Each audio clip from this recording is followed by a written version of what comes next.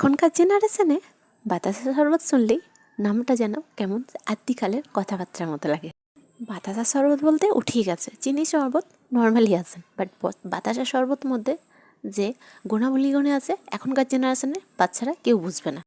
Hello everyone, আসসালামু আলাইকুম। আপনারা দেখছেন ইউনিক কিচেন রেসিপি চ্যানেল। আজকের রেসিপি হলো বাতাসা শরবত। বাতাসা অলরেডি গুলে নিয়েছি, এই যে কাঁচের গ্লাসের মধ্যে অ্যাড করে দিচ্ছি। তারই সাথে 3 মিনিট আগে বাসিল সিড বাড়ির মধ্যে সোক করতে দিয়েছিলাম, তারপরে খুব বড়ভাবে দানাগুলো ফুলে গিয়েছে, তারপরে ডাইরেক্টলি গ্লাসের মধ্যে অ্যাড করে দিলাম। And last and final ingredients হচ্ছে লেমন জুস। এটা একটা পাতিলেবুর রস, পুরোটাই কিন্তু এই শরবতের মধ্যে অ্যাড করে দেবো। নামটা বাতাসা শরবত হলে কী হবে, বাট উপকারিতা পেট মন প্রাণ সবই ঠান্ডা হয়ে যাবে।